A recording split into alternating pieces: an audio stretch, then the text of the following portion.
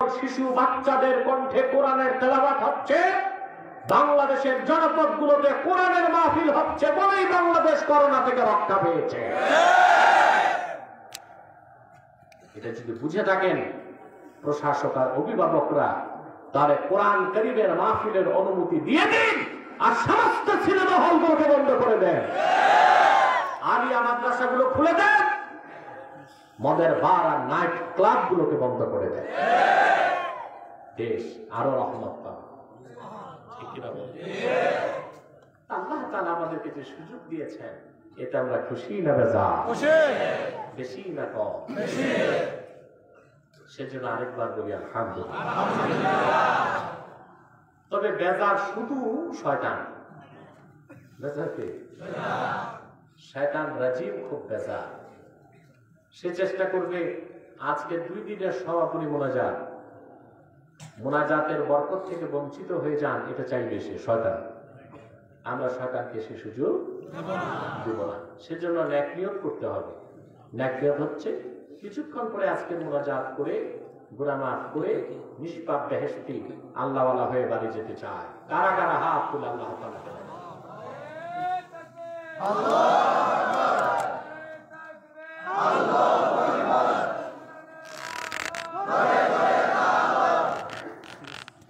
প্রিয় ভাই বন্ধুগণ, আমি একটু শারীরিকভাবে ক্লান্ত এবং অসুস্থ, আপনারা দেখতে পাচ্ছেন। খুব জোরে কথা বলতে পারবো না, আস্তে আস্তে কথা বলবো, আপনাদের বুঝতে হবে, ঠিক কিনা? মাঠে ময়দানে মাহফিলে আমি একটু জোরে কথা বলি, বুঝেছেন? বক্তব্যটার জন্য স্পিরিচুয়াল হয়। দাবা ওয়াজের কতগুলো নীতি আছে, কখনো নরমে কখনো গরমে, বুঝলেন? তবে লাইভ শোতে আমি খুব ঠান্ডা থাকি, কারণ যারা বসেন ওনাদের চিত্ত খুব দুর্বল, মনে খুব দুর্বলতা তাদের। যদি আমরা গরম হয়ে যাই তো হার্ট অ্যাটাক করে মরে যাবার সম্ভাবনা হয়। সেজন্য একটু ঠান্ডা থাকে, কি থাকে? দুই, ওনাদের মগজ আর মন এতটা ঝং ধরে গেছে, যেটা জোরে ঘষতে গেলে, লোহা যেটা বেশি পুরান, জোরে ঘষলে ভেঙে যায়, আস্তে আস্তে ঘষে সাফ করতে হয়। তা আমি চেষ্টা করছি, করে যাচ্ছি। আল্লাহ হাবিব মুহাম্মদ সাল্লাল্লাহু আলাইহি ওয়াসাল্লামের সদকায় আল্লাহ যদি কবুল করেন, বাংলাদেশের মাথা যারা বুদ্ধিজীবী, এদের ব্রেন ওয়াশের চেষ্টা করে যাচ্ছি। আলহামদুলিল্লাহ। জানি না আল্লাহ তাআলা কবুল করেন কিনা, কারণ আমার দৃষ্টিতে এরা বাংলাদেশের থিঙ্ক ট্যাঙ্ক, এরা বাংলাদেশের পলিসি মেকার, এরা ঠিক দেশ ঠিক, এরা কি? এরা থিঙ্ক ট্যাঙ্ক, এরা পলিসি মেকার। আমাদের তো পচন মাথায় ধরছে। কোথায়? পচনটা ধরছে কই? মাথায়। এই জন্য মাথার ট্রিটমেন্ট করতে হবে। কিসের ট্রিটমেন্ট?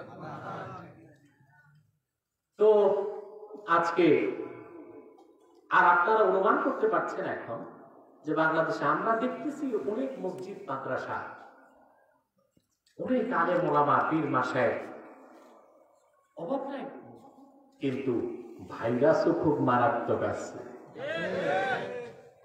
ভাইরাস খুব মারাত্মক, শুধু মারাত্মক। এই ভাইরাস গুলোর ভ্যাকসিন আমাদের হাতে রাখতে হবে। ঠিক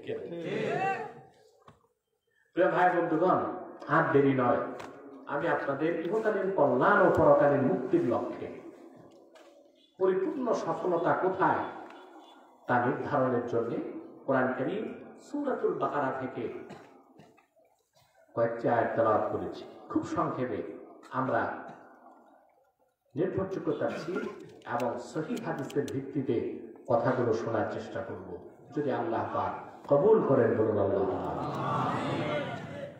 আমার সঙ্গে আপনারা পড়ুন, যেন প্রতিটি অক্ষরের নূর আল্লাহ তাআলা আমাদের হৃদয়ে উদ্ভাসিত করে দেন। বলুন আল্লাহ। জবান খুলে পড়ুন। আউযু বিল্লাহি মিনাশ শাইতানির রাজীম। বিসমিল্লাহির রাহমানির রাহিম।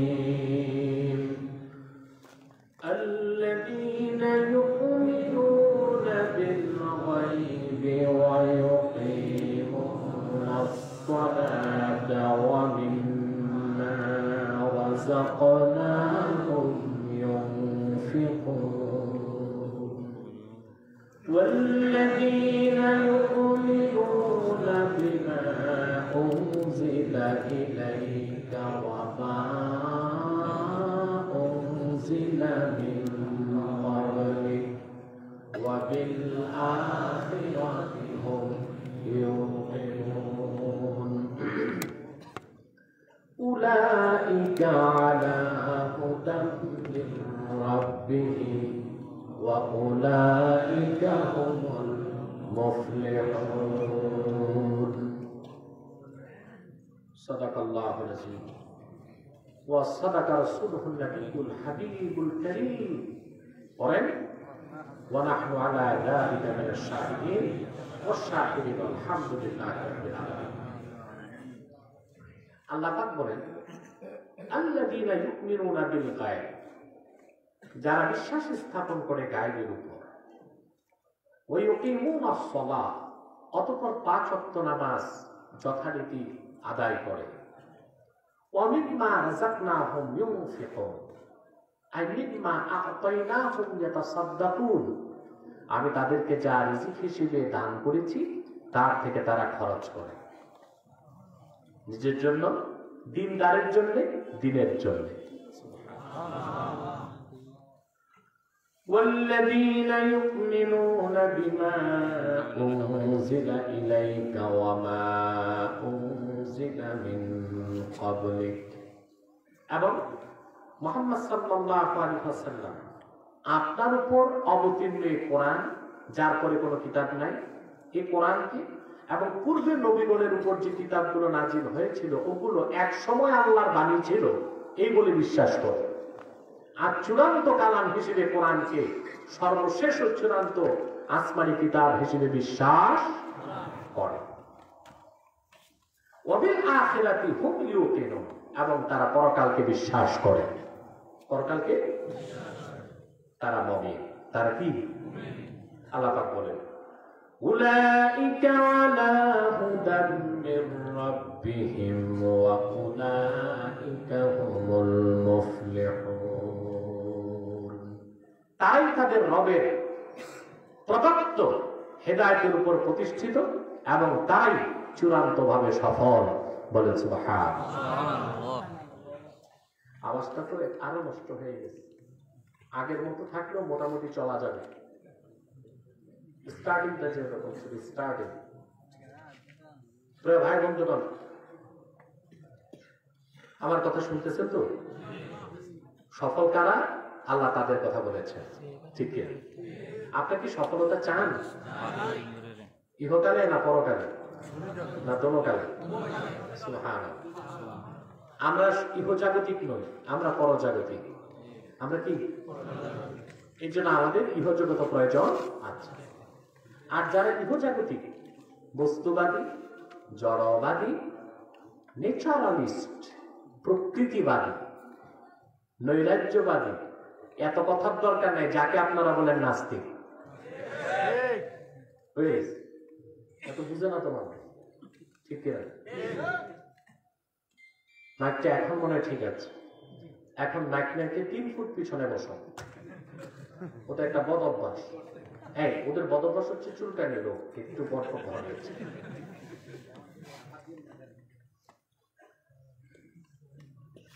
জড়বাদী যারা, ইহজাগতিক যারা, বুঝলেন? আমি একটা ব্যাখ্যা দিয়েছিলাম আরেকটি লাইভ শোতে, আপনারা দেখেছেন। সেকুলারিস্ট কাকে বলে? ইহজাগতিক, যে পরকাল বিশ্বাস করে। দেখেছিলেন আপনি? জি। আগের লাইভ শোটা দেখেছিলেন? জি জি। অনেক ডকুমেন্টস দিয়ে আমি দিয়েছিলাম, তখন ওই বুদ্ধিজীবীও উপকার পেয়ে গেছিল, আলহামদুলিল্লাহ। তার কাছে কোনো জবাব ছিল না। ওই হযরত ইব্রাহিমের কাছে নমরুদ যেভাবে ফাবুদিদাল্লাযী কাফার, হতভম্ব হয়ে গেছিল, কাফের নমরুদ ওই অবস্থায় হয়েছিল। আপনারা দেখেছেন, বাংলাদেশবাসী দেখেছে, ঠিক কিনা? এই ইহজগতে যারা বিশ্বাসী, পরজগৎ বিশ্বাস করে না, তারাই সেকুলারিস্ট, জড়বাদী, বস্তুবাদী, প্রকৃতি পূজারী, যাই বলে। আমরা ইহজগৎ প্রয়োজন আছে, কিন্তু আমরা পরজাগতিক। আমাদের সবকিছু পরজগতের জন্য। সেজন্য লক্ষ্য করে দেখুন, কোরআন কারীমে আল্লাহ পাক সবচেয়ে প্রিয় দোয়া শিখালেন, রব্বানা আতিনা ফিদ দুনিয়া হাসানাতান ওয়া ফিল আখিরাতি হাসানাতান ওয়া কিনা আযাবান নার। আয় আমাদের রব, দুনিয়াতে তুমি আমাদেরকে হাসানা প্রদান করো, আখিরাতে হাসানা প্রদান করো, জাহান্নামের আগুন থেকে বাঁচাও। দোয়াতে আগে কি আখিরাত চাইলেন না দুনিয়া চাইলেন? দুনিয়া লাগবে কিনা? আমাদের দুনিয়াও লাগবে, তবে আমরা দুনিয়ার জন্য নয়, আমরা আখিরাতের জন্য। আমরা পরজাগতিক, আমরা কি ইহজগতের প্রয়োজন, যতটুকু প্রয়োজন ততটুকু ইহজগৎ। আল্লামা বদরুদ্দিন আইনি রাহমাতুল্লাহ আলাইহি সহিহ বুখারীর ব্যাখ্যা গ্রন্থ উমদাতুল কারীতে একটি হাদিস এনেছেন। আনাস বিন মালিক রাদিয়াল্লাহু তাআলা আনহু বলেছেন, আল্লাহর হাবিব নূর নবী মুহাম্মদ সাল্লাল্লাহু আলাইহি ওয়াসাল্লাম যখন মক্কা থেকে হিজরত করে মদিনাতুল মুনাওয়ারাতে গেলেন, হযরত আনাসের বয়স তখন মাত্র 10 বছর। কত? 10। তিনি বলেছেন, খাদিমতুন নবী সাল্লাল্লাহু আলাইহি ওয়াসাল্লাম আশরা সানাওয়াত, আমি রাসূলুল্লাহর খেদমত করেছি 10 বছর, খাদেম হয়েছি 10 বছর বয়সে। আল্লাহর হাবিব সাল্লাল্লাহু আলাইহি ওয়াসাল্লাম মক্কা থেকে হিজরত করে যখন মদিনাতুল মুনাওয়ারাতে আসলেন, হযরত আনাস বলেন, আমার মা আমাকে নিয়ে রাসূলুল্লাহর কদমে হাজির হলেন। আমার মা বললেন, আমি খুব ছোট্ট, 10 বছর বয়স আমার মা আল্লাহর রাসূলকে সম্বোধন করে বললেন, খুআইদিমুকা আনাস ইয়া রাসূলুল্লাহ, হে আল্লাহর রাসূল, এই হলো আমার ছেলে আনাস, আপনার ক্ষুদ্র খাদেম। খাদেমের তাসগীর হচ্ছে খুআইদিম। খুআইদিম কি? খুআইদিম, যে আপনার ক্ষুদ্র খাদেম, তাকে আপনার জন্য ওয়াকফ করে দিলাম। এই সন্তান আমার আর দরকার নাই, শুধু আপনার কাছে হাদিস শুনবে, উম্মতকে শোনাবে। আমার মনটা চায় আমার সামনে আপনি একটু তাকে দোয়া করে দেন।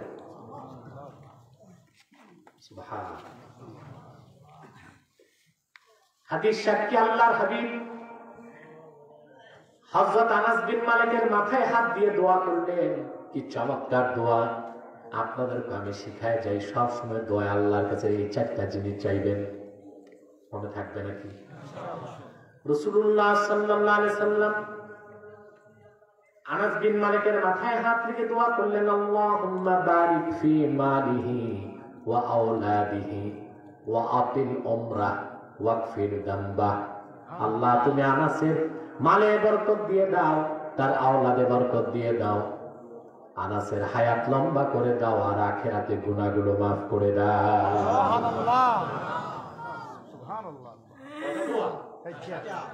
খেয়াল করেন, 4টার 3টাই দুনিয়ার জন্য, একটি আখিরাতের জন্য। ঠিক কি? 3টি দুনিয়ার জন্য, আরেকটি আখিরাতের জন্য। আল্লাহুম্মা বারিক ফি মালি, আল্লাহ আনাসের মালে বরকত দাও, এটা দুনিয়া। ওয়া আওলাদিহি, তার সন্তানে বরকত দাও, এটাও দুনিয়া। ওয়া আতিল উমরা, তার হায়াত লম্বা করে দাও, এটাও দুনিয়া। ওয়াগফির যামবা, গুনাহ মাফ করে দাও, এটা আখিরাত। আমাদের আখিরাতও লাগবে, দুনিয়াও লাগবে কিনা? লাগবে। আমাদের সমাজে একদল মানুষ আছে, একদল, ওই যে কালকে এক বুদ্ধিজীবী আমাকে বলেছে, ধর্মটা থাকবে মসজিদ পর্যন্ত, মন পর্যন্ত, বাইরে না। এটা যদি হয় প্রথা সর্বস্ব ধর্মের ব্যাপারে, আমি একমত। ইসলাম তো প্রথা সর্বস্ব ধর্ম না, এটা দিন ইসলাম, জীবন বিধান। জীবন বিধান মানে ব্যক্তির ব্যক্তি জীবন, সমাজ জীবন, রাষ্ট্র জীবন, ইহকাল পরকাল কি হবে তার সব ব্যাখ্যা দিয়েছে দিন ইসলাম। ঠিক কিনা বল? কোনো বাদ নাই, কোনো কিছু বাদ দেবার সুযোগ নাই। সুবহানাল্লাহ, সুবহানাল্লাহ। প্রিয় ভাই বন্ধুগণ, একদল লোক এটাই চায়, আলেম, ওলামা, পীর মাশায়েখ, সুফি দরবেশ, ওনারা থাকবে মসজিদ মাদ্রাসায়, ঠিক না? ওনারা জুব্বা পড়বে, পাগড়ি লাগাবে, 1000 দানার তসবিহ পড়বে, আর অধিকাংশ সময় চোখ বন্ধ রাখবে। এদের সুবিধা, চুরি করা যাবে সমাজে, বদমাশি করা যাবে, দুর্নীতি করা যাবে, সুদ খাওয়া যাবে, ঘুষ খাওয়া যাবে, লাভপট্য করা যাবে, আর দিন ও রাতে যুবতী মেয়েদেরকে গণধর্ষণ করে সম্ভ্রম লুণ্ঠন করা যাবে। আর ভালো মানুষগুলো যদি সব দেখে, মসজিদ দেখে, মাদ্রাসা দেখে, সংসদ দেখে, ব্যাংক দেখে, আদালত দেখে, বাজার দেখে, ব্যবসা দেখে, চাকরি দেখে, সমাজে শয়তানি চলবে না। চলবে? সেই জন্য তারা চায় আপনারা কোথায় থাকেন? ধর্ম রাখবেন মনে, আর কই তাইলে আমরা আসছি। কিন্তু এই লোকগুলো মরে গেলে বিপদে পড়ে, জানাজা পড়াইতে আলেম লাগে, ঠিক? সম্মান বন্টন করবে, মিরাজ কি হবে, আলেমের কাছে দৌড়ায়, ঠিক? প্রিয় ভাই বন্ধুগণ, আর লাগে মরে যাওয়ার পর কবরস্থান ইমাম সাহেব নিয়ে দোয়া করায়। কি হবে দোয়ায় যদি ইমান ছাড়া কবরে যায়? কোন বেঈমান শিরক ও কুফরকে সিনায় ধারণ করে যদি কবরে যায়, সমগ্র বাংলাদেশের আলেম পীর মাশায়েখ দোয়া করলো, এক যারা তার কোনো লাভ হবে না। হবে? সহজে বুঝেন, একটি মানুষ, একটি গাড়ি, ওটার মধ্যে ব্যাটারি আছে, ব্যাটারিটা বসে গেছে, স্টার্ট হচ্ছে না। আপনি যে পিছনে ধাক্কা দেন, স্টার্ট দেবে, গাড়িটা চলবে। গাড়িটা যখন চলবে তখন ব্যাটারিটা রিচার্জ হবে, ঠিক? কিন্তু যে গাড়ির ব্যাটারি নেন, এটা যদি এখান থেকে ধাক্কায় কর্ণফুলী সেতু পর্যন্ত নেন, স্টার্ট হবে? যার ঈমান আছে, তার ব্যাটারি আছে, আমল নাই, চার্জ নাই, সে মরে গেলে যদি দোয়া হয়, মুনাজাত হয়, কিছুটা লাভ পাবে। কিন্তু যার ঈমান নাই, তার তো ব্যাটারি নাই, যত ধাক্কা এটা কোনো কাজ হবে না। হবে কাজ? হবে কাজ? কোনোদিনও কাজ হবে না। তাহলে আমরা সফলতা চাই, সেই সফলতা শুধু পরকালে না, ইহকালে পরকালে, ইহকালে পরকালে। আচ্ছা বলেন তো ভাই, সফলতা চায় না কে? মৌমাছি দেখছেন না? কথা বলেন। আপনার কথা বলছেন না কেন? আপনাদের কি ক্ষুধা আছে নাকি, না কোনো ভয় আতঙ্ক আছে নাকি? কারো মুখে তো মাস্ক নাই, তো কথা বলতে সমস্যা নেই। আপনারা যা স্বাস্থ্যবিধি মানতেছেন, তা তো স্বাস্থ্যবিধি মানা হচ্ছে না, কানগুলো বন্ধ রাখছে, কথা শুনতেছেন না, বলতেছেন। একটি মৌমাছি তার কাজে সফল না বিফল?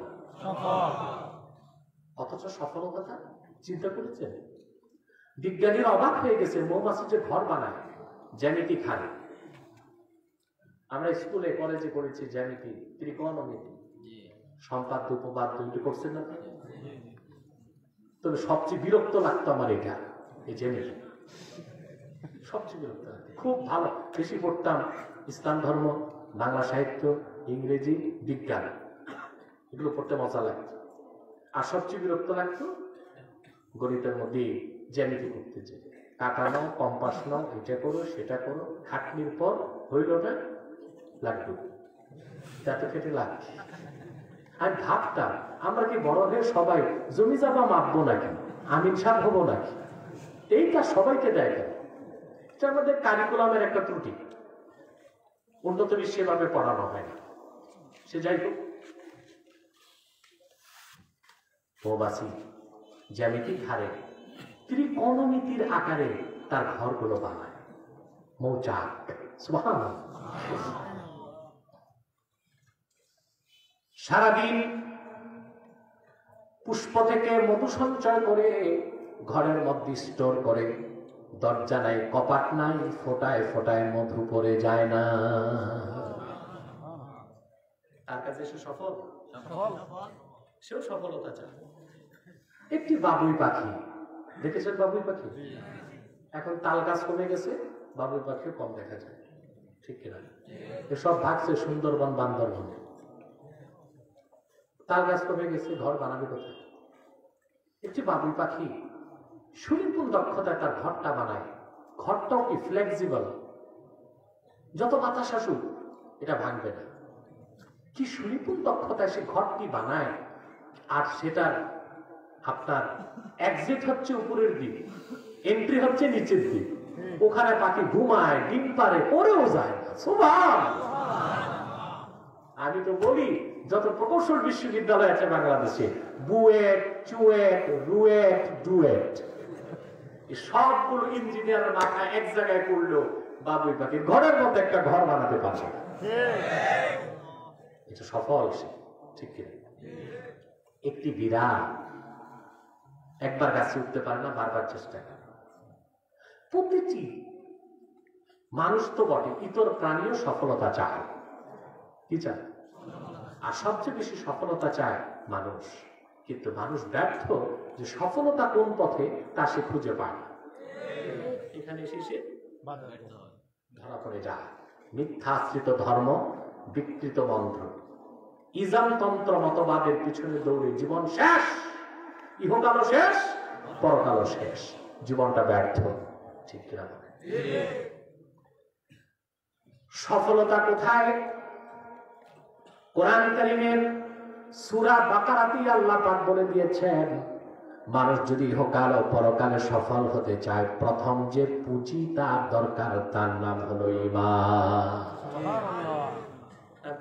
ঈমান সফলতার জন্য প্রথম প্রয়োজন নির্ভেজাল, বিশুদ্ধ এবং পরিপূর্ণ ঈমান।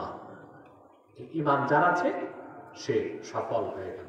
আমল যত বাড়বে সফলতা তত বাড়বে। সুবহানাল্লাহ বলবেন না? আপনার কে কে ঘুমাচ্ছেন একটু হাত তুলে আমাকে দেখা।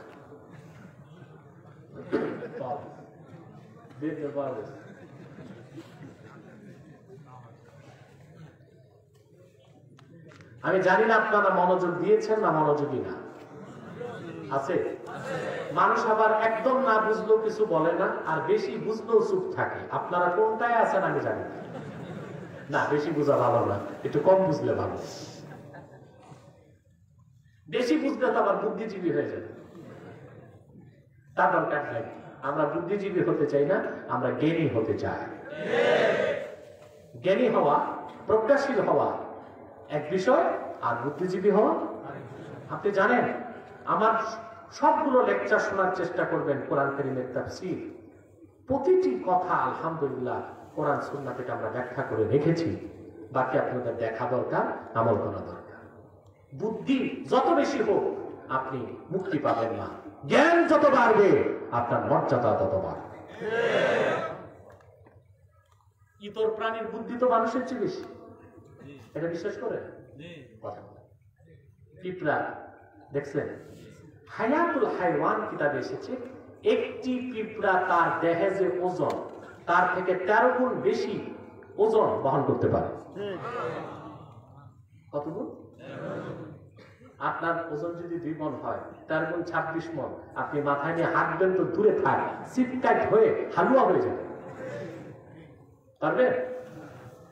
কথা বলেন। আর এই পিঁপড়া 13 গুণ বেশি জিনিস নিয়ে চলতে পারে। এই পিঁপড়া থেকেই বিজ্ঞান ক্রেন আবিষ্কারের প্রযুক্তি পেয়েছে।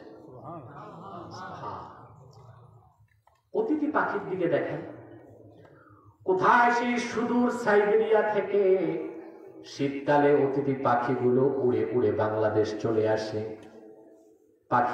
অতিথি পাখি কোনো এভিয়েশনে পড়াশোনা করে নাই পাইলট হবার জন্য। তার কাছে কোনো ডিভাইস নাই, রাডার নাই, জিপিআরএস নাই, সে অক্ষাংশ চিনে না, দ্রাঘিমাংশ চিনে না। হাজার হাজার মাইল পথ দূর সাইবেরিয়া থেকে উড়ে উড়ে চলে আসে বাংলাদেশে। খালে বিলে হাওড় বাওড়ে কয়েক মাস তৃপ্তির সাথে মাছ খেয়ে যখন তার পেটটা ভরে যায়, খুশি মনে তার বাড়ি ফিরে যায়, পথঘাট ভুলে যায় না। বুদ্ধি বিজ্ঞানের চেয়ে কম না বেশি? কথা বলে শুধু বেশি না, অনেক বেশি। এই যে বাংলাদেশ নতুন প্লেন কিনেছে, ড্রিম লাইনার, শুনছেন না? প্রায় 12 থেকে 1400 কোটি টাকা একটা প্লেন। তারপর কত প্রযুক্তি, কত সাইন্টিফিক অ্যাচিভমেন্ট, তারপর চালায় কারা? এক একজনের বেতন 12 লাখ, 14 লাখ, 20 লাখ টাকা। তারা পড়াশোনা করেছে, ঠিক কিনা? ফ্লাইং ইনস্টিটিউটে পড়াশোনা করেছে, সায়েন্স ডিপার্টমেন্টে পড়াশোনা করেছে। পাইলট থাকে, ক্যাপ্টেন থাকে, কো পাইলট থাকে, ঠিক কিনা? ক্যাবিন ক্রু থাকে। তারপর প্লেনে বসে, তারপর অত্যাধুনিক প্লেনে এইরকম দূরবীন আছে, ডিভাইস আছে, যা দিয়ে 350 মাইল দূরে ঝড় তুফান কি অবস্থায় আছে তা দেখতে পায়। 350 মাইল দূরে। তারপর সে তার অবস্থান ঘুরায়। এত প্রযুক্তি, এত কিছু তার কাছে। তারপরে ঢাকা থেকে প্লেন আপনার সিঙ্গাপুর যাবে, মাঝখানে এটিসি এয়ার ট্রাফিক কন্ট্রোলের সাথে সে যোগাযোগ করবে, মিয়ানমারে করবে, মালয়েশিয়াতে করবে, যোগাযোগ করে করে সিঙ্গাপুর যে ল্যান্ড করবে। তারপর যদি দেখা যায় কুয়াশা বেশি, যত বড় পাইলট হোক আর প্লেন যত দামি হোক, লো ভিজিবিলিটিতে প্লেন উঠতেও পারে না, নামতেও পারে না। এই হচ্ছে মানুষের বুদ্ধি। আর অতিথি পাখি কোন ফ্লাইট একাডেমিতে পড়ে নাই, ওর কাছে ক্যামব্রিজ অক্সফোর্ড দেখে নাই, বিদ্যা নাই, ওর কাছে প্রযুক্তি নাই, ওর কাছে কোনো ডিভাইস নাই, কোনো রাডার নাই, জিপিআরএস নাই।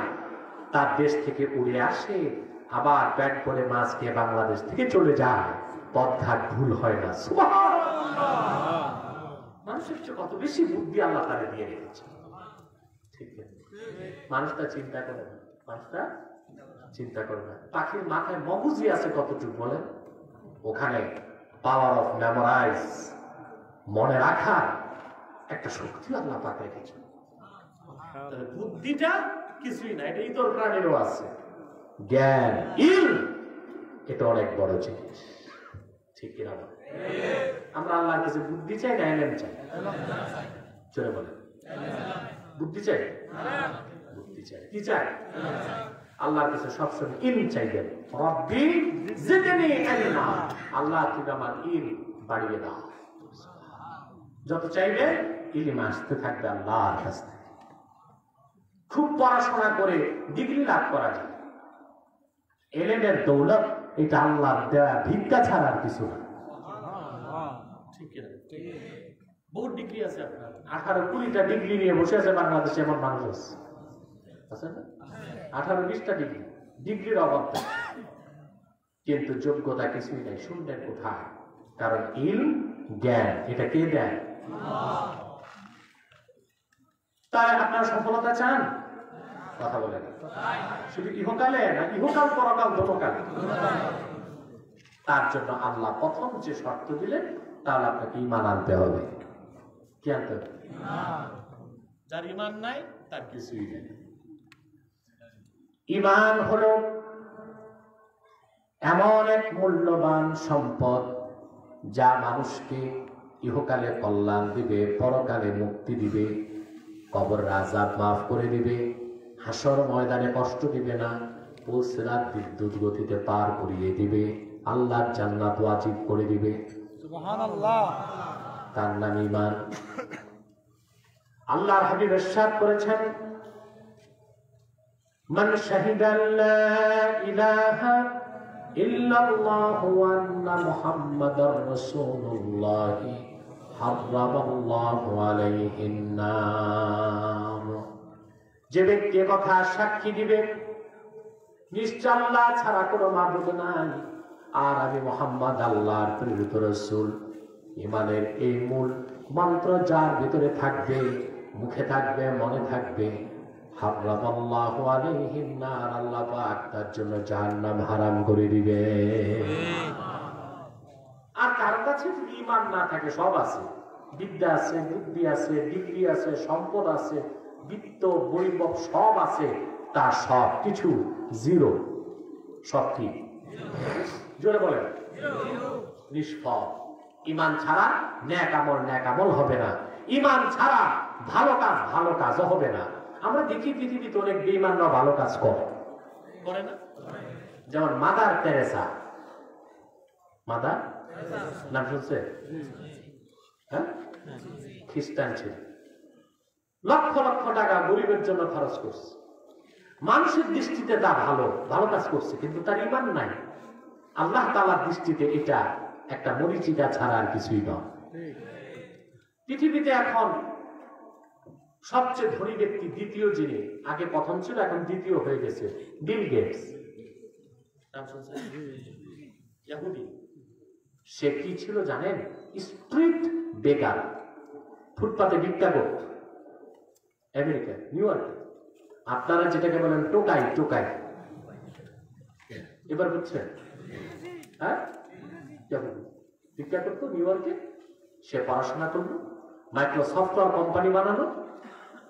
এত টাকাটা, সে যখন প্রথম ধনী ছিল পৃথিবীতে, এখন দ্বিতীয়, second rich man in the world, পৃথিবীর দ্বিতীয় ধনী মানুষ। প্রথম ধনী ছিল সে কয়েক যুগ।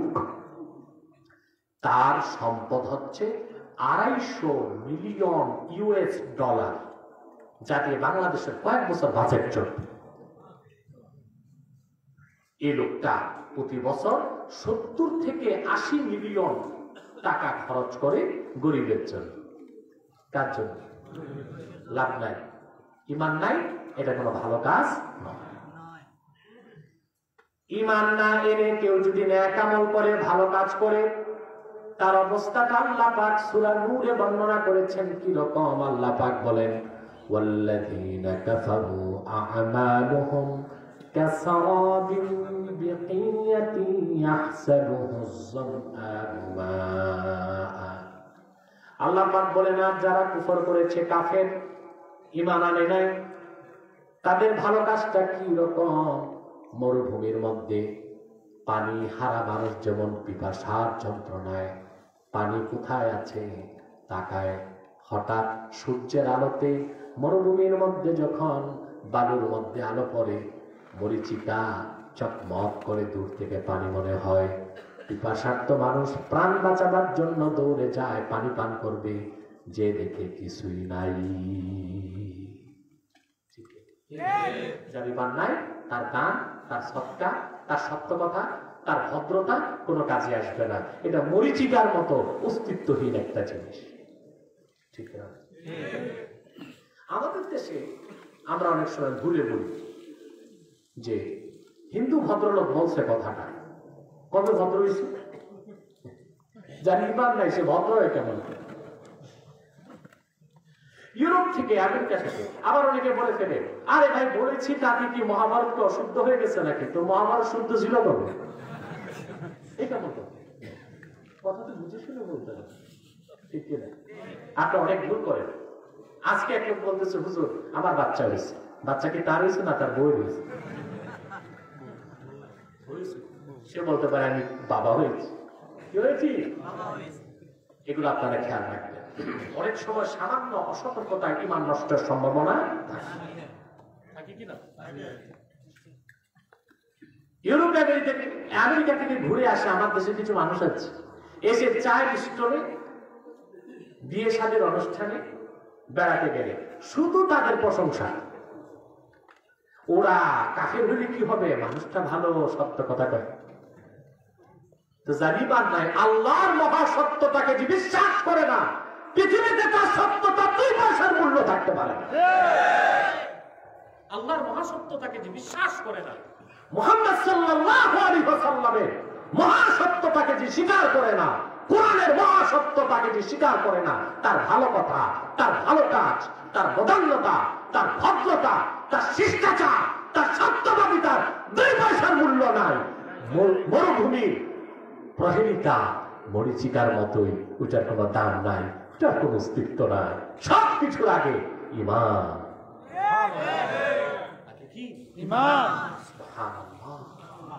সফলতার জন্য প্রথম দরকার ঈমান। কি দরকার? তবে কিসমত খারাপ হইলে বুঝলেও বুঝতে চায় না, ওই বিচার মানে তাল গাছ। আবার দেখছে না কালকে বিচার মানে তাল গাছ। কিসমত খারাপ। হ্যাঁ, আমাকে বলে, আমি নাম টাম নিলাম না, আপনার তো দেখছেন, বলে আমার বৈজ্ঞানিক তথ্যে ভুল আছে। আমি বলছি আপনি পুরান কালে পড়ছেন, আমি নতুন বিজ্ঞানের ছাত্র। তাকে থিসিস দেখালাম, অক্সফোর্ড ক্যামব্রিজের থিসিস, এটা বিশ্বাস করে না। ওই যে ঘুরে ফিরে বিচার মানে তাল গাছ আমার।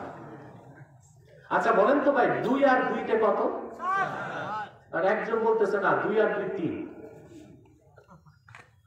এটার কি ওষুধ আছে? এটার মাথায় সমস্যা, পাবনা ভর্তি করতে হবে, না একটু থেরাপি দিলে শয়তান বের হয়ে যাবে। ঠিক সবকিছু সফলতার মূলে কি? যে বলতে কি? এখন বলবেন হুজুর ঈমান কি? প্রশ্ন আসেন। আমি যদি এখন থেকে ফজর পর্যন্ত সংজ্ঞা দিই, ঈমান বুঝাইতে পারবো না। আর একটি বাক্যে আমি পুরো ঈমানের সংজ্ঞাটা দিতে পারবো। মুহাদ্দিসগণ বলেন, বিশেষ করে ইমাম আযম বলেছেন, আল ঈমান হুয়া মুজাররাদু তাসদীকিন নবী মুহাম্মদ সাল্লাল্লাহু আলাইহি ওয়াসাল্লাম বিমা জাআ বিহি মুহাম্মাদুন সাল্লাল্লাহু আলাইহি ওয়াসাল্লাম উলিমা যারুরাতান। আল্লাহর হাবিব নবীজি মুহাম্মদ সাল্লাল্লাহু আলাইহি ওয়াসাল্লামের রিসালাতকে বিশ্বাস করার নাম হলো ঈমান। মুহাম্মদ সাল্লাল্লাহু আলাইহি ওয়াসাল্লাম আল্লাহর পক্ষ থেকে ১৫০০ বছর আগে যা কিছু বলেছেন, করেছেন, এনেছেন, তার সবটুকুন ধারণ করেছে কোরআন আর সহিহ হাদিস, বিশুদ্ধ হাদিস। সেই কোরআন আর সব হাদিসকে বিনা প্রশ্নে বিশ্বাস করার নাম হলো ঈমান। নাম কি? ঈমান। এই কোরআনের ৬৬৬৬ আয়াতের কোন একটি বাক্যের একটি শব্দকে কেউ যদি অস্বীকার করে, আর রাসূলুল্লাহর হাদিসগুলোর মধ্যে যদি মুতাওয়াতির কোন হাদিসকে অস্বীকার করে, তাকে আমরা বলি অবিশ্বাসী। তার কাছে শুনতে খারাপ লাগলো, শরীয়তে তার নাম কাফের।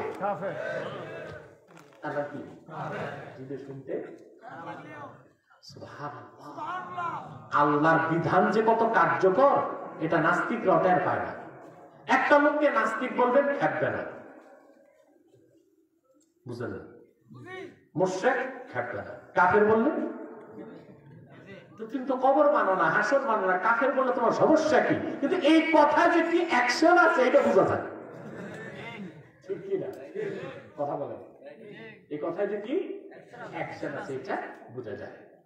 কথা বুঝতেছেন? তাহলে ঈমানটা বুঝতে পেরেছেন?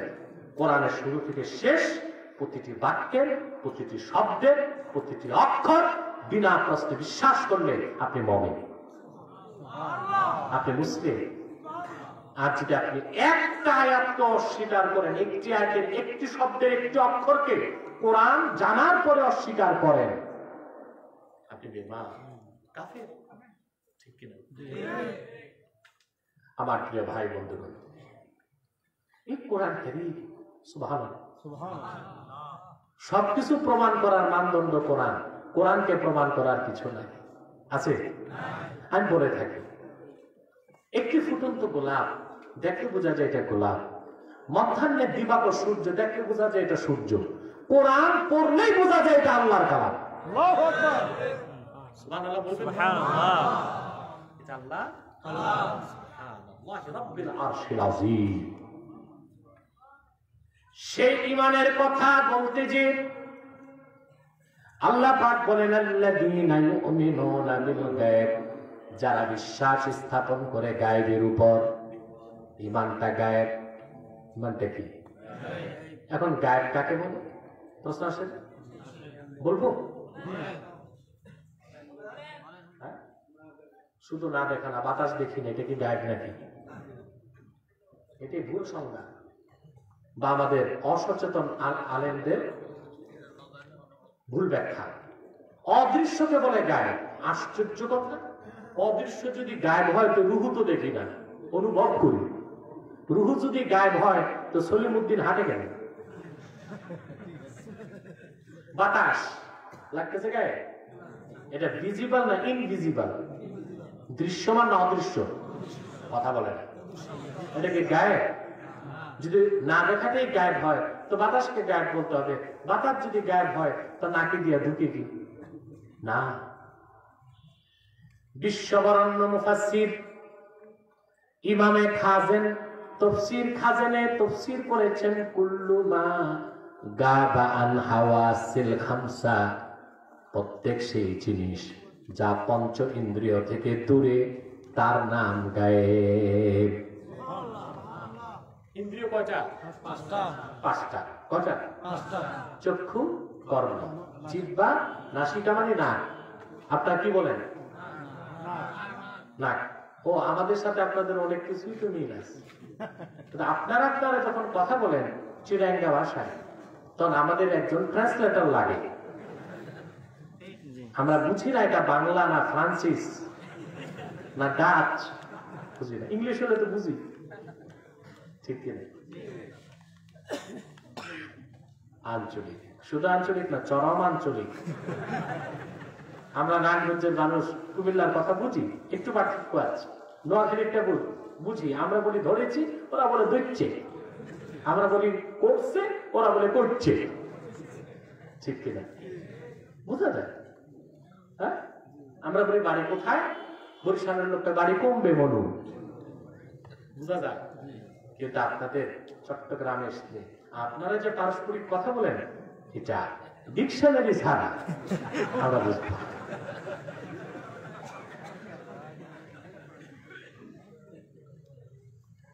ভাই বন্ধুগণ, কষ্ট হচ্ছে না আপনাদের? তো বসে লাভ কি? কষ্ট না হলে সওয়াব নাই। কষ্ট হচ্ছে, মিষ্ট লাগে। কোরআন কারীমের সাথে যে কষ্ট, ওটার মজাটাই তো ভিন্ন, ঠিক কিনা? তাহলে ঈমান হবে গায়েবের উপর। কিসের উপর? সব আমি রিওয়াইন্ড করছি কথাগুলো যেন ধরে রাখতে পারে। সফলতার জন্য ইহকাল পরকালে প্রথম কি দরকার? ঈমান। সে ঈমান হবে বিল গায়েব। বিল গায়েব। গায়েব কি? পঞ্চেন্দ্রিয় যা ধরতে পারে না, দেখতে পারে না, সেটা গায়েব। অনুভব করতে পারে না, অনুমান করতে পারে না, সেটার নাম গায়েব। বুঝলেন আমার ভাইরা? এখন আসেন, আমাদের বিশ্বাসের মানদণ্ড আল্লাহর কোরআন, আর যারা অবিশ্বাসী তাদের বিশ্বাসের মানদণ্ড বিজ্ঞান। সেজন্য আমাদের অবস্থান কোথায়, তাদের অবস্থান কোথায় একটু চিন্তা করেন। বিজ্ঞান হলো সসীম, লিমিটেড, কোরআন হলো অসীম। সসীম দিয়া অসীমকে যাচাই করবেন না অসীম দিয়া সসীমকে যাচাই করবেন? অসীম দিয়া সসীমকে যাচাই করবেন। কারণ বিজ্ঞানের যত জ্ঞান এক করবেন সব লিমিটেড, সসীম। আমি তো বলে আমি এই বছর বলতেছি, এখন বলে যাচ্ছি, বিজ্ঞানের যা আছে 70% রূপ কথা। ও যে বাচ্চারা গল্পের বই পড়তো না, ঠাকুরমার ঝুলি পড়েন না? আমি অনেক গল্প উপন্যাস পড়েছি ছাত্র জীবনে, বুঝলেন? আমি যদি উপন্যাস লিখতাম তো বাংলাদেশের বড় একজন ঔপন্যাসিক হতে পারতাম। দেখছি এগুলো কিচ্ছু নাই, 200 পৃষ্ঠার বই উপন্যাসে ভরা, বড় বড় লেখকের, শিখার মতো কিচ্ছু নাই। আছে কিভাবে বদমাশি করে আরেকজনের মেয়েরে ভাগায় বিয়ে করা যায়। 200 পৃষ্ঠার উপন্যাসে পড়লে একটা শিক্ষা পাওয়া যায়।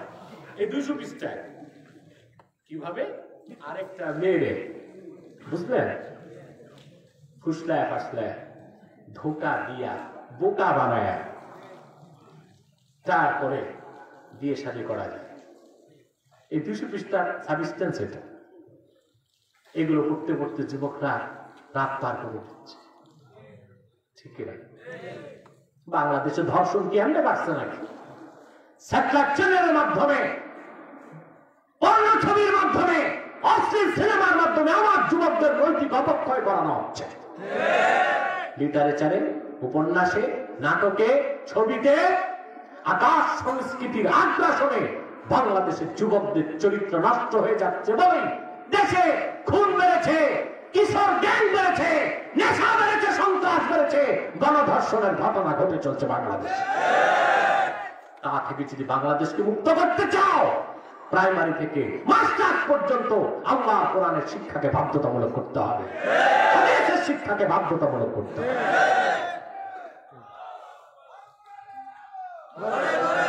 আল্লাহর বান্দারা ঘুম থেকে উঠছে মোটে।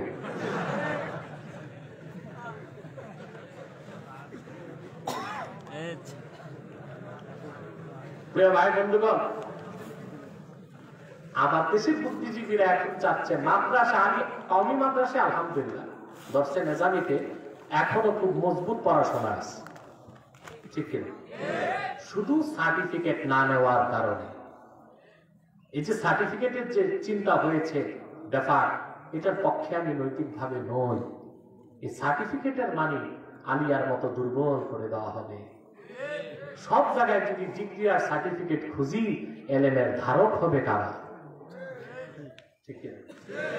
আজকে আলিয়া মাদ্রাসা ওল্ড স্কিমকে নিউ স্কিম করা হয়েছে, নিউ স্কিম হয়ে গেছে স্কুল কলেজ।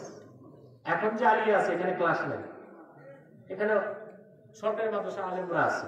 তারা যখন পড়ছেন আলিয়াতে, তখন কওমি আলিয়াতে পার্থক্যই ছিল না, ছিল সব কিতাব পড়েছেন তারা, নাহও, সরফ, বালাগাত সব পড়েছে। কিন্তু এখন কি অবস্থা? কিছুই নাই, কিছু নাই।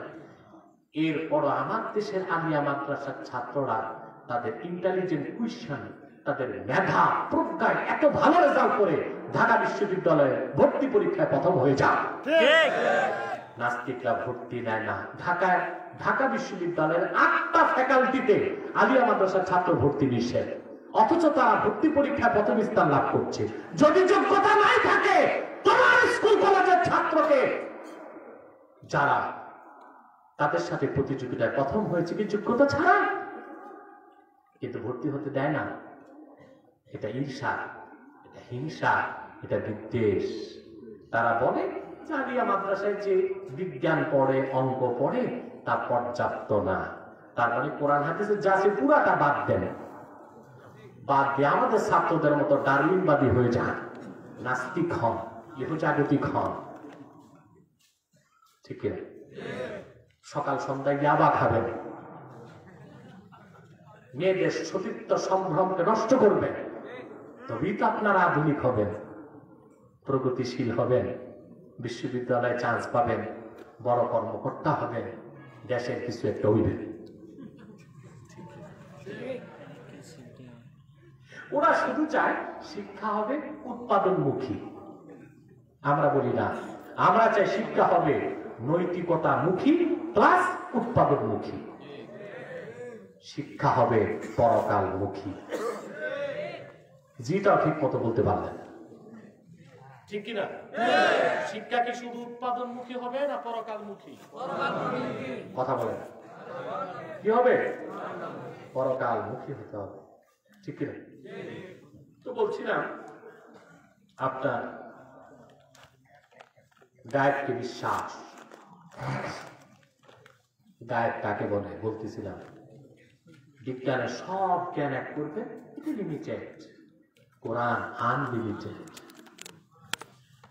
সব ভাষায় আপনাকে বুঝাই দিচ্ছি ভাইরা, বিজ্ঞানী বলুন, দার্শনিক বলুন, ডাক্তার বলুন, ইঞ্জিনিয়ার বলুন, সমাজসেবক, রাষ্ট্রের সেবক, যে কোনো বিদ্যার মাধ্যমে মানুষ জ্ঞান অর্জন করুক, জ্ঞান অর্জন করার মাধ্যম মাত্র 5টা: চোখ, কান, নাক, চামড়া এবং জিহ্বা। পঞ্চ ইন্দ্রিয়ের বাইরে মানুষ জ্ঞান অর্জনের কোনো মাধ্যম তার কাছে নাই। আছে? এখন আপনি বলুন, বিজ্ঞানী, দার্শনিক, প্রযুক্তিবিদ, তাদের যে জ্ঞান অর্জনের মাধ্যম 5টা, এই 5টার ক্ষমতা কি অসীম না সসীম? মেডিকেল সায়েন্স বলে একটি মানুষ খালি চোখে শুধু দেখতে পায় মাত্র 21 মাইল। কত? 21 মাইল। এটা বেশি না কম? একটা ঈগল দেখে কয়েকশো মাইল, একটা মানুষ দেখে। হ্যাঁ, বিপরীত দিক থেকে যদি আলো রিফ্লেক্স থাকে ওটা ভিন্ন বিষয়। আমরা তো নক্ষত্র দেখি, ওটা দিক থেকে আলো আসে বলে।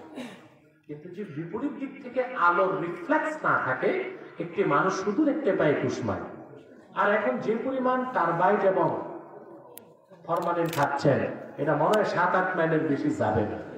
ছোট ছোট বাচ্চা, 10 বছরের বাচ্চা 2500 করে চশমা লাগায়, এত বড় চোখের যে কি অবস্থা বুঝে যাচ্ছে, ঠিক কিনা? ভাই বন্ধুগণ, কানের ক্ষমতা কতটুকু? কোন শব্দের কম্পাঙ্ক যদি সেকেন্ডে 20,000-এর বেশি হয়, এই তীব্র আওয়াজ মানুষ কানে শুনবে না। আর কোন শব্দের কম্পাঙ্ক যদি সেকেন্ডে 20-এর কম হয়, এই ক্ষীণ আওয়াজও মানুষ শুনবে না। সেই জন্য তো কানের পাশ দিয়ে পিঁপড়া হাঁটে, পিঁপড়ার পায়ের শব্দের আওয়াজ শুনতে পান না, কারণ ওটার কম্পাঙ্ক সেকেন্ডে 20-এর কম। অপরদিকে 3.5 হাত নিচের কবরে তর্জন আছে, গর্জন আছে, আওয়াজ আছে, শুনতে পান না, কারণ কবরের আওয়াজ সেকেন্ডে তার কম্পাঙ্ক 20 লক্ষেরও বেশি। কানে শোনেন না, সেজন্য এটাই লজিস্টিক এবং সায়েন্টিফিক। কানের ক্ষমতা অসীম না সসীম? কথা বলেন। চোখের পাওয়ার অসীম না সসীম? জিহ্বা, জিহ্বায় কি খান আপনি, কি স্বাদ পান? 5 স্টারে খাইছেন কোনোদিন জানি না, বুঝছেন? এখন আপনি 5 স্টার ঢাকাতে যদি যান, 3400 টাকা দিলে আপনি খেতে পারবেন বুফে। কত? ওখানে প্রায় 120টা আইটেম পাবেন খেতে। আপনি বুফে ঢুকবেন 3400 টাকা দিয়ে, আপনি স্বাধীন, সারা গরুর মতো যা পারেন খাবেন, নিতে পারবেন না। একটা মানুষ কি খায়? কিন্তু এই 120টি আইটেম 5 স্টারের এক জায়গায় করেন, স্বাদ আছে কয়টা? মাত্র 6টা। ঝাল, টক, মিষ্টি, ন্যানো, তেতো, পানসা।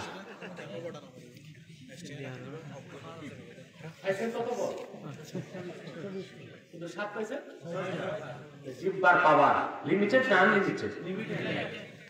তারপর আল্লাহ তাআলা দয়া করে জিহ্বাতে 10,000 টেস্টিং বার্ড ফিট করে রেখেছে। টেস্টিং বার্ড হচ্ছে এমন ডিভাইস, আপনি স্বাদ জিহ্বায় দিলেই মজা পাবেন। দুনিয়াতে আছে 6টা, এত দিচ্ছেন কেন? বাকিটা জান্নাতের জন্য। ভাই বন্ধুগণ, ঠিক এভাবে পঞ্চেন্দ্রিয়ের ক্ষমতা খুব কম।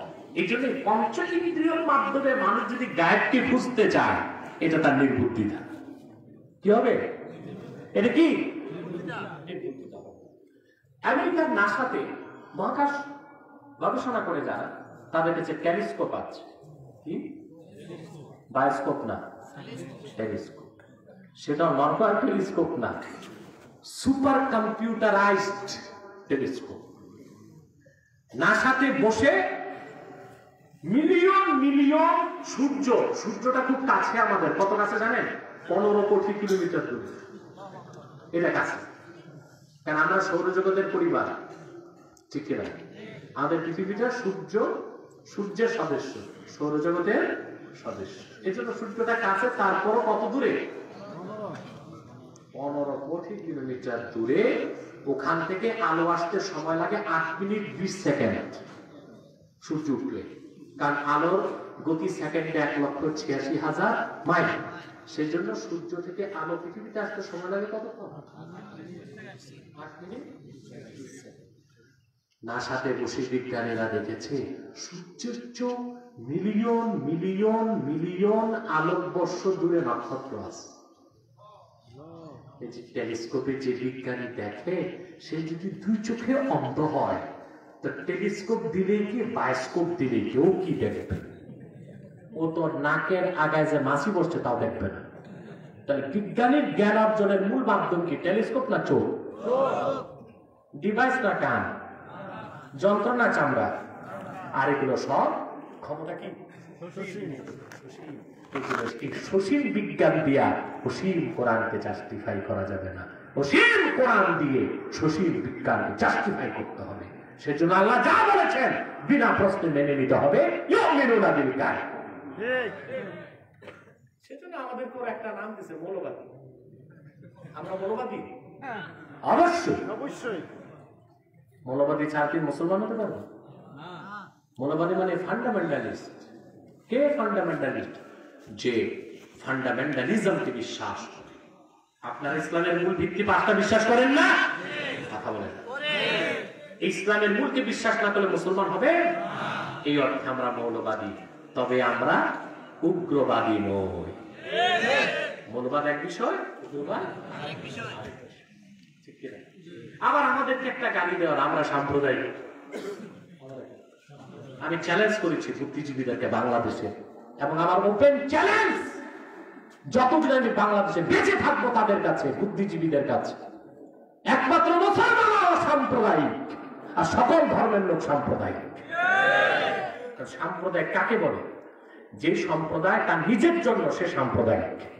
মুসলমান নিজের জন্য না, গোটা বিশ্বের কল্যাণে। কোরআন কারীম আল্লাহ তাআলা বলেছেন, কুনতুম খায়রা উম্মাতিন উখরিজাত লিন-নাসি তা'মুরুনা বিল মা'রুফি ওয়া তানহাউনা 'আনিল মুনকার ওয়া তু'মিনুনা বিল্লাহ। তোমরাই উম্মতে মুহাম্মাদী শ্রেষ্ঠ জাতি। উখরিজাত লিন-নাস আই আখরাজাকুমুল্লাহু লিনাফইন নাস। গোটা বিশ্ব মানবতার কল্যাণে আল্লাহ পাক তোমাদেরকে বের করেছেন। আমরা কি আমাদের জন্য না সবার জন্য? আমরাই অসাম্প্রদায়িক। আমরাই, আর ওরা সাম্প্রদায়িক। ওরা কি? বাকিরা সাম্প্রদায়িক, আমরাই অসাম্প্রদায়িক। ঠিক কিনা বলেন? ইমানকে গায়ে বুঝতে পারছেন? কথা বলেন। এবার একটু সামনে যাব, আমি ছেড়ে দিব এখন। আমি অসুস্থ আগে বলেছি, আজকে তো আমাকে মাফ করতে হবে। তারপর মায়ের যা অবস্থা, জানি না আমার গলায় ডিস্টার্ব হচ্ছে না মাইকে ডিস্টার্ব, এটা বুঝতেছি না। আমার মনে হয় ঠান্ডা লেগে আছে, তো আমার মাইকেও ডিস্টার্ব আছে, মাইকেও ডিস্টার্ব আছে। আমি দোষটা আমার উপরই নিচ্ছি যেন মাইকম্যান রাগ না করে। কারণ এতগুলো মানুষ বসে আছে, ওর মাইকের বদনাম করলে ওর ব্যবসা তো ডান্ডি পটাশ। আমি তো তার ক্ষতিটা চাই।